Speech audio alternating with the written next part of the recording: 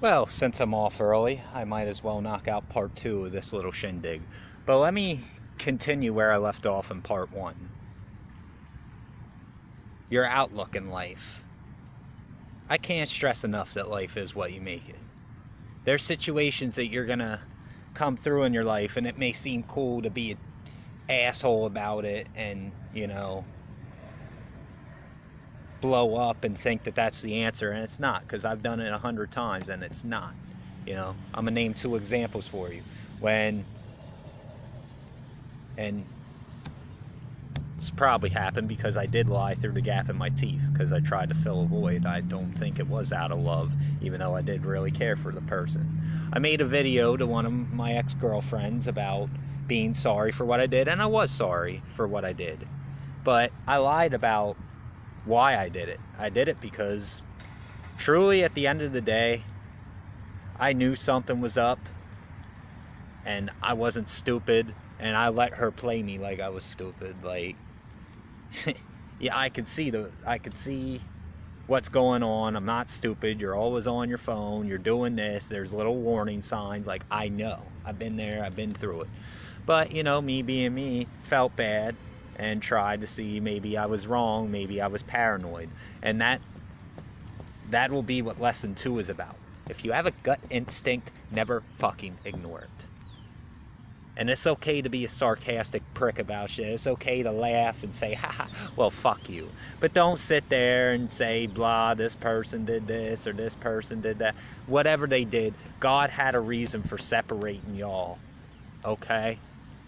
He did it out of favor for you, saying, hey, this was no good. You're welcome, because you would have never got out. You just would have been miserable, but tried to make it work because you're too fucking nice and you let people take advantage of you. I have nothing bad to say about any ex, except they are who they are, and they can go fuck a cow. But at the same time, if they ever called me and needed me, I'd listen to them, and they'd get a piece of my mind, and it'd be one of them tell me how you really feel things. And being who I am, I ain't going to tell you what you want to hear. I'm going to tell you what you need to hear. And every time I get in a relationship, I always pat people on the back. No, it's okay. And now, I'm at the point where even if it is my girl, no, bitch, you fucking up. You're doing this. You're worried about going out, replacing. When you say you need to be by yourself, that's a fucking lie, because you replace me within a week and you're going to replace that guy within a week. Stop being a fucking hoe and needing to be with somebody, because that's what that is, being a hoe. If you want to go out and fuck, wear a condom, cool, but don't be a fucking hoe. Think about your kids, think about yourself, spend time with them. Don't feel like you need no fucking guy. That's ridiculous, it's absurd, it's completely asinine. And I'm not talking about when your boyfriend puts his little booty hole in your mouth and you lick that shit like a cupcake. Nah, I'm talking about that's whack. Like, you're supposed to be a grown fucking woman. Be grown. You want somebody cool, but don't sit there after a week and say, oh, how much after a week, and say, oh, well, this is where I'm at. No, it's not. Because you would have been with that person. It was out of spite, no matter what it grows to. And if that ends, you're going to fucking go to the next one out of spite. Stop being a spiteful fuck. Okay? That's not going to get you anywhere. Now that that's over, well, wait. Now that that part is over, don't be spiteful about things in life. I'm gonna put this to you as an example. The first 2 weeks, almost month I was here, 1 week I got 12 hours. And it's like, they'd send me home 2 hours after I got here. It's like, really? My mom's running, and I feel bad because my mom's fucking running me here, wasting her gas. She doesn't have to do this. It's like, what was the point of me coming in? I was pissed about, if this is how it's going to be, and you told me this and you told me that. Nothing's guaranteed. People will say, hey, well, we're hoping to get you some hoping to get you some full-time hours. We want you to do this and that. Don't take that as a for sure, oh, well, right away, I'm going to jump right into this shit. No.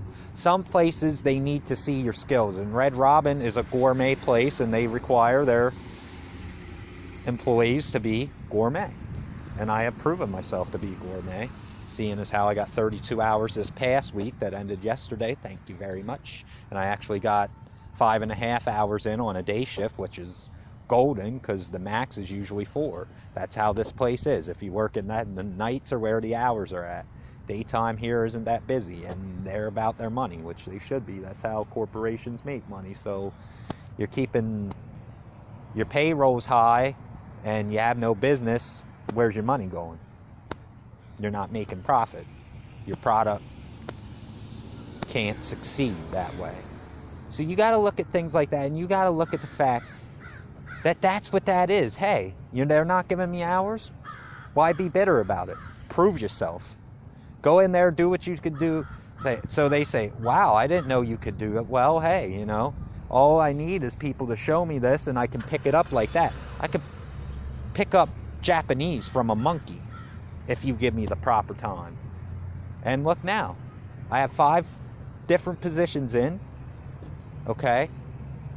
My hours are picking up. Next week I got 2 doubles and a night shift. Actually 2 night shifts. And the day shift that I work is starting at 10 a.m. which I usually come in at 11, and except for today, I was here at 9. Usually come in at about 11, and I'm here till like 3.